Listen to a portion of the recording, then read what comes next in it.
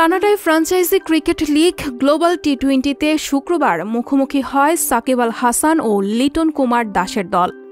এই ম্যাচে 5 উইকেটে জিতেছে সাকিবের দল মন্ট্রিয়ল টাইগার্স। বাংলাদেশের ক্রিকেট ভক্তদের কাছে এই ম্যাচে উপভোগ্য মুহূর্ত ছিল সাকিবের বলে লিটনের আউট হওয়া। ব্যাটে বলে দারুণ শুরু করেছেন বিশ্বসেরা অলরাউন্ডার সাকিব আল হাসান।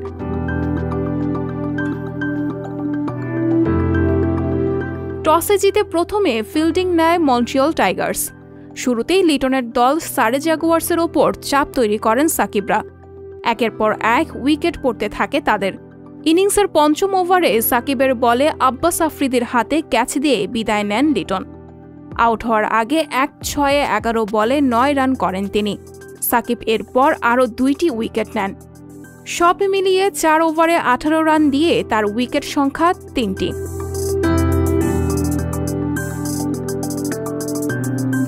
সারে জাগুয়ার্স 20 ওভারে 6 উইকেট হারিয়ে তোলে 136 রান। ভালো বোলিংয়ের পর ব্যাট হাতেও দারুণ খেলেন সাকিব। 3 নম্বরে ব্যাট করতে নেমে 13 বলে 4টি 4 ও 1টি 6 করেছেন 26 রান। 9 বল হাতে রেখেই জয়ের লক্ষ্যে পৌঁছে যায় মন্ট্রিয়ল টাইগার্স।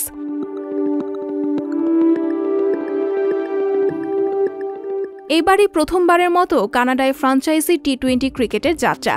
গ্যালারি ভর্তি দর্শকরা মুগ্ধ হচ্ছেন প্রিয় তারকাদের পারফরম্যান্সে। ক্রিকেট বিশ্লেষকদের মতে খেলাটির বিশ্বায়নে গুরুত্বপূর্ণ ভূমিকা রাখবে এই ধরনের টুর্নামেন্ট। যুক্তরাষ্ট্র ও কানাডার মতো দেশে ক্রিকেটের প্রসারে বড় ভূমিকা রাখছেন সেখানকার অভিবাসীরা। উপমহাদেশ থেকে সীমানা পেরিয়ে এই দেশটিতে অভিবাসী হয়ে এখন প্রতিষ্ঠিত হয়েছেন এমন ব্যক্তির সংখ্যা অগণিত। মূলত বাংলাদেশ, ভারত, পাকিস্তান, শ্রীলঙ্কা ও আফগানিস্তান থেকে যাওয়া অভিবাসীরা হচ্ছেন কানাডার গ্লোবাল টি-20 লিগের দর্শক, সমর্থক ও পৃষ্ঠপোষক। এভাবে মানচিত্র একীভূত হয়ে ক্রিকেট রূপ নিচ্ছে এক বিশ্ব মানবের খেলায়।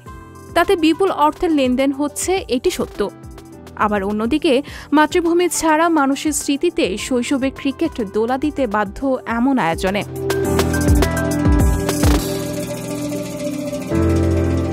সঞ্জিতা শম্পা, সংবাদ প্রকাশ।